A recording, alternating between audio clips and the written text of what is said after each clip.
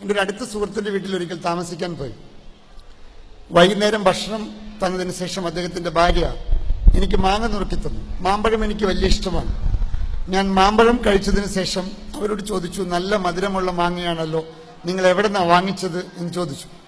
അവരെന്നോട് പറഞ്ഞു, ഇത് വാങ്ങിച്ചതല്ല, ആ മുമ്പിൽ കാണുന്ന മാവിൽ നിന്ന് പറിച്ചതാണെന്ന് പറഞ്ഞു. അപ്പം ഞാൻ അയാളോട് തമാശയ്ക്ക് ചോദിച്ചു, ഈ മാവ് എനിക്ക് തന്നു വിടാമോ എന്ന്. അപ്പൊ ഞാനും തമാശ പറഞ്ഞു, അയാളും തിരിച്ച് തമാശ പറഞ്ഞു വിചാരിച്ചു. അയാൾ പറഞ്ഞു, കൊണ്ടുപോയിക്കോളൂ എന്ന് പറഞ്ഞു. പിറ്റേ ദിവസം രാവിലെ ബ്രേക്ക്ഫാസ്റ്റ് കഴിച്ച് അവിടെ നിന്ന് ഇറങ്ങിയപ്പോ അദ്ദേഹം ഒരു ചെറിയ പൊതി കൊണ്ടുവന്ന് തന്നു. ഞാൻ ചോദിച്ചു, എന്താണ് ഈ പൊതി? നിങ്ങൾ ഇന്നലെ മാവ് ചോദിച്ചില്ലേ, കൊണ്ടുപോയിക്കോളൂ എന്ന് പറഞ്ഞു. മാവോ, ഈ ചെറിയ പൊതിയിലോ എന്ന് ചോദിച്ചപ്പോൾ അദ്ദേഹം പറഞ്ഞു, അതെ മാവാണ്, കൊണ്ടുപോയിക്കോളൂ. ഞാൻ കൗതുകം കൊണ്ട് പൊതി അഴിച്ചു നോക്കിയപ്പോ അതിലൊരു മാങ്ങാണ്ടി ഉണ്ടായിരുന്നു. അപ്പൊ ഞാൻ ചോദിച്ചു, ഞാൻ മാവ് ചോദിച്ചപ്പോൾ നിങ്ങൾ എന്താണ് മാങ്ങാണ്ടി എന്നത് എന്ന് ചോദിച്ചു. അപ്പൊ അദ്ദേഹം പറഞ്ഞ വാചകം വളരെ മനോഹരമായിരുന്നു. പണ്ട് ഈ മാവ് ഇതുപോലൊരു മാങ്ങാണ്ടിയുടെ ഉള്ളിലായിരുന്നു എന്നാണ്. അയാൾ എന്നെയും നിങ്ങളെയും ഇൻഡയറക്റ്റായി പഠിപ്പിച്ച പാഠം എല്ലാ മാങ്ങാണ്ടിയുടെ ഉള്ളിലും ഒരു മാവുണ്ട് എന്നതാണ്. എല്ലാ വിത്തിന്റെ ഉള്ളിലും ഒരു വൃക്ഷമുണ്ടെന്ന് പറഞ്ഞ പോലെ, എല്ലാ കല്ലിന്റെ ഉള്ളിലും ഒരു ശില്പമുണ്ടെന്ന് പറയുന്ന പോലെ, എല്ലാ മനുഷ്യന്റെ ഉള്ളിലും ഒരു അപാരമായ സാധ്യതയുണ്ട് എന്നതാണ്. ഈ സാധ്യത കണ്ടെത്തുന്നതിൽ പേരൻസായ നമുക്ക് എത്രത്തോളം പങ്കുണ്ട് എന്നതുമായി ബന്ധപ്പെട്ട കുറച്ച് കാര്യങ്ങൾ, ഒരു 2-3 കാര്യങ്ങൾ നിങ്ങളോട് ഷെയർ ചെയ്യാൻ എനിക്ക് താല്പര്യമുണ്ട്. ഞാനൊരു ദിവസം ഒരു വീട്ടിൽ കയറിച്ചില്ല. അച്ഛൻ മകനെ ഉപദേശിക്കാണ്. 10ാം ക്ലാസ്സുകാരനാണ്. എടാ, നീ എന്തിനാണ് ഏത് നേരം നോക്കിയാൽ ഇതുമേ ഇട്ട് കുത്തിക്കൊണ്ടിരിക്കുന്നത്? അവൻ മൊബൈലിൽ കുത്തിക്കൊണ്ടിരിക്കുകയാണ്. നമ്മുടെ പിള്ളേർക്ക് മൊബൈൽ ഭയങ്കര പരിചിതമാണ്, നോണ്ടിക്കൊണ്ടിരിക്കുകയാണ്. അപ്പൊ ഞാൻ കയറി ചെന്നപ്പോ അദ്ദേഹം എന്നോട് പറഞ്ഞു, മധുസാറെ നിങ്ങളൊന്ന് ഉപദേശിക്കാമോ ഇവൻ ഏത് നേരം ഇതിന് കുത്തിക്കൊണ്ടിരിക്കുകയാണ്. അപ്പൊ ഞാൻ അവനോട് പറഞ്ഞു, മോനെ അച്ഛൻ പറയുന്നത് ശരിയല്ലേ, നീ 10ാം ക്ലാസ് അല്ലേ, നീ എന്തിനാ ഇത് മെട്ട് ഞോണ്ടേന്ന് ചോദിച്ചു. അവൻ വളരെ കൂളായിട്ട് എന്നോട് തിരിച്ചൊരു ചോദ്യം ചോദിച്ചു, സാറേ അച്ഛൻ അങ്ങനെയൊക്കെ പറയും, സാറും ഇങ്ങനെ പറയരുത് കേട്ടോ. ഞാൻ ചോദിച്ചു, എന്താ പറ്റിയ മോനെ, ഞാൻ നല്ല കാര്യമല്ലേ പറഞ്ഞത്. അപ്പൊ അവൻ പറയാണ് എന്നോട്, കുടിയേറ്റക്കാർ തദ്ദേശീയരെ കളിയാക്കരുതിട്ടോ എന്ന് പറയാണ്. ഞാൻ പറഞ്ഞിട്ട് എനിക്ക് മനസ്സിലായില്ല, ഞാൻ തെളിച്ചു പറ. നേറ്റീവ്സിനെ ഇമിഗ്രൻസ് കളിയാക്കരുത് എന്ന് അവൻ തിരുത്തി പറഞ്ഞു. ഞാൻ പറഞ്ഞു, എനിക്ക് മനസ്സിലായില്ല, ഒന്നും കൂടി പറ. അവൻ പറയാണ്, we are digital natives, you are digital immigrants, immigrants നേറ്റീവ്സിനെ കളിയാക്കരുത്. അവൻ പറഞ്ഞത് ഇത്രയേ ഉള്ളൂ, ഞാൻ ജനിച്ചതേ കമ്പ്യൂട്ടറിലാണ്, ജനിച്ചതേ മൊബൈലിലാണ്, നീ ഗതികേട് കൊണ്ട് കയറി വന്നവനാണ്, കയറി വന്നവൻ ജനിച്ചവനെ കളിയാക്കരുത് എന്നാണ് ഇവൻ പറഞ്ഞതിന്റെ വാചകം. അപ്പോൾ ഈ കുട്ടികളുടെ മനോഭാവം നമ്മൾ കണ്ട പോലെയല്ല. അങ്ങനെയുള്ള കുട്ടികളെ എങ്ങനെ കൈകാര്യം ചെയ്യും എന്നതുമായി ബന്ധപ്പെട്ട് എന്റെ ജീവിതത്തിൽ ഞാൻ ഫോളോ ചെയ്യണമെന്ന് എന്റെ ക്ലാസ്സുകളിൽ നിർദ്ദേശിക്കുന്ന 4 കാര്യങ്ങൾ. 1, നമ്മൾ കുട്ടികൾക്ക് സ്വത്തുണ്ടാക്കി കൊടുക്കാനാണ് കൂടുതൽ താല്പര്യം കാണിക്കുന്നത്. പക്ഷെ ഞാൻ പറയും, മക്കൾക്ക് സ്വത്തല്ല കൊടുക്കേണ്ടത്, പകരം അനുഭവങ്ങളാണ് കൊടുക്കേണ്ടത്. കാരണം അനുഭവങ്ങൾ സ്വത്തിനേക്കാൾ വിലപിടിപ്പുള്ളതാണ് എന്നതാണ്. നമുക്ക് നമ്മുടെ കുട്ടികൾക്ക് അനുഭവങ്ങൾ കുറഞ്ഞില്ലേ എന്നതാണ്. റേഷൻ കട അവൻ കണ്ടിട്ടില്ല, അവൻ ഒറ്റയ്ക്ക് പ്രൈവറ്റ് ബസ്സിൽ കയറിയിട്ടില്ല. അനുഭവങ്ങൾ എവിടെ കുറവുണ്ടോ അവിടെ താഴെപ്പിഴകൾ ഉണ്ടാകുമെന്നതാണ്. നമ്മുടെ കാലഘട്ടത്തിൽ നമുക്ക് ഒരുപാട് അനുഭവങ്ങൾ ഉണ്ടായിരുന്നു. നമ്മൾ സ്വത്തുണ്ടാക്കാനാണ് ഓടുന്നത്. മക്കൾക്ക് സ്വത്ത് കൊടുക്കുന്നതിനേക്കാൾ നല്ലത് അനുഭവങ്ങൾ കൊടുക്കുക എന്നതാണ്. അനുഭവങ്ങൾ കൊടുക്കൂ, മക്കൾക്ക് അനുഭവങ്ങളാണ് കൊടുക്കേണ്ടത്, അല്ലാണ്ട് സ്വത്തല്ല കൊടുക്കേണ്ടത്. സ്വത്ത് കൊടുക്കാൻ ഓടുന്ന കൂട്ടത്തിൽ നമ്മുടെ മക്കൾക്ക് പലതും നഷ്ടപ്പെടും. ആ നഷ്ടപ്പെടൽ തിരിച്ചെടുക്കാൻ കഴിയില്ല എന്ന ഓർമ്മ നമുക്കുണ്ടാവട്ടെ. എന്റെ മോനെ ഞാനിതിൽ കൊണ്ടുവന്നിട്ടുണ്ട്. മോനെ കൊണ്ടുവരുന്നത് ഇത്തരം കാര്യങ്ങൾക്ക് ചെറുപ്പം തൊട്ടേ കൊണ്ടുപോയി. എന്തിനെ കൊണ്ട്? ഇത്തരം അനുഭവം അവന് വേണം. അവന്റെ അച്ഛനെ എങ്ങനെയാണ് ആളുകൾ കാണുന്നത്, അവിടെ വരുന്ന മീറ്റിംഗ് അങ്ങനെ ഡിസിപ്ലിനാണ് ഇരിക്കേണ്ടത്. ഇത്തരം കാര്യങ്ങൾ, ഇത്തരം അനുഭവങ്ങളാണ് മക്കൾക്ക് സ്വത്തായി മാറുക. അതുകൊണ്ട് അനുഭവങ്ങൾ കൊടുക്കുക എന്നതാണ്.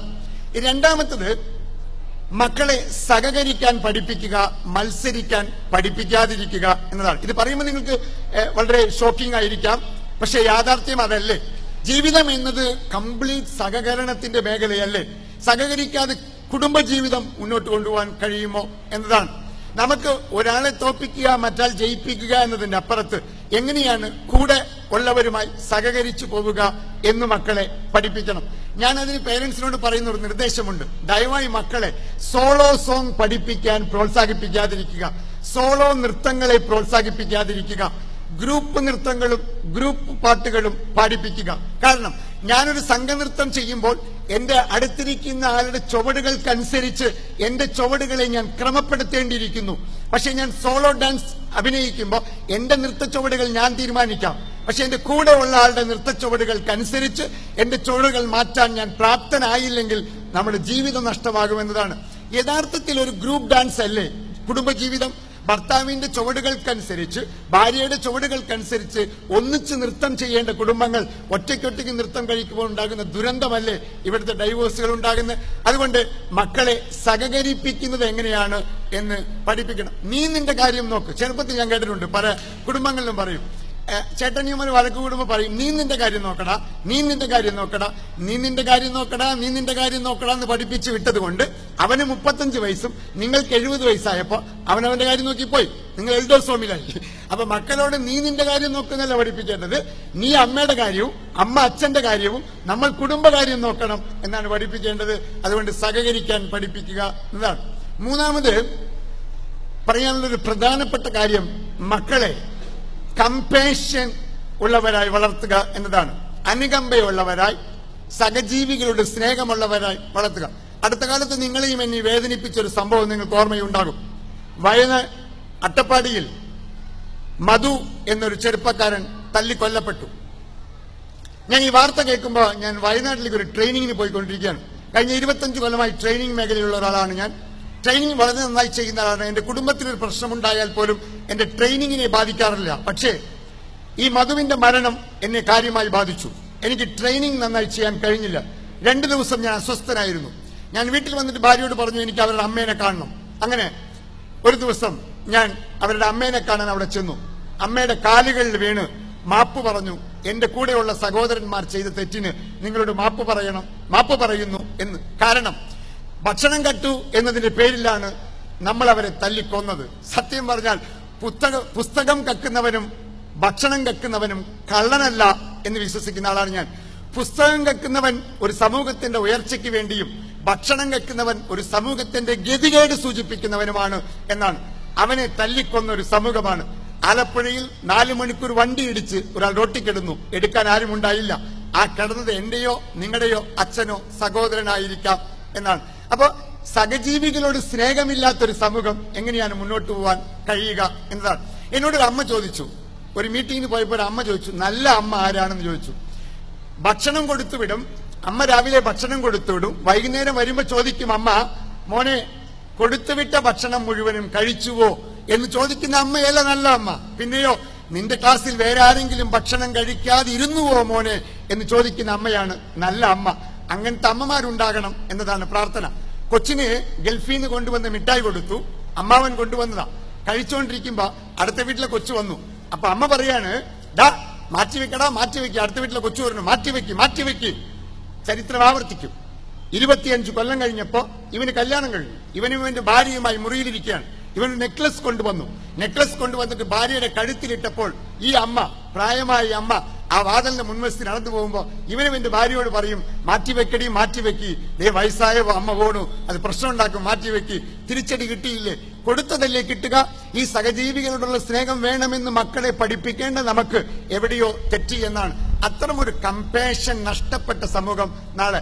ഞാൻ എന്നോട് ചോദിക്കും, കുട്ടികൾക്ക് പരീക്ഷയേക്കാൾ പ്രധാനമാണ് അമ്മയുടെ ആരോഗ്യം എന്ന തിരിച്ചറിവുണ്ടാകണം. അമ്മ സുഖമില്ലാതെ കിടന്നാൽ അമ്മയെ ശുശ്രൂഷിക്കലാണ് പരീക്ഷ എഴുതുന്നതിനേക്കാൾ പ്രധാനമെന്ന് മക്കളെ പഠിപ്പിക്കണം എന്നാണ്. അത്തരം സഹജീവികളോട് സ്നേഹമില്ലാത്ത സമൂഹം ഈ നാടിന്റെ ശാപമായി മാറുമെന്നതിന്റെ സൂചനയാണ് 6 നരാധമന്മാർ കൂടി നിർഭയ എന്ന് പറയുന്ന 23 വയസ്സ് കുട്ടീനെ ബലാത്സംഗം ചെയ്തു കൊന്നപ്പോൾ വേദനയുണ്ടായി. കാരണം എനിക്കൊരു പെങ്ങളുണ്ട്. നാളെ നിർഭയയ്ക്ക് സംഭവിച്ചത് എന്റെ പെങ്ങൾക്കും സംഭവിച്ചേക്കാം. നമ്മുടെ വീടിന്റെ പുറത്ത് നടന്ന സംഭവമാണ്, പക്ഷേ നാളെ നമ്മുടെ വീട്ടിലും ഈ സംഭവം സംഭവിച്ചേക്കാം. അങ്ങനത്തെ സംഭവങ്ങൾ നടക്കാതിരിക്കണമെങ്കിൽ നമ്മുടെ മക്കളെ തൊട്ടടുത്തിരിക്കുന്നവന്റെ വേദന കണ്ട് വേദനിക്കാനും തൊട്ടടുത്തിരിക്കുന്ന സന്തോഷത്തിൽ പങ്കാളിയാകാനും സ്നേഹം കൊടുത്ത് വളർത്തപ്പെടേണ്ടിയിരിക്കുന്നു.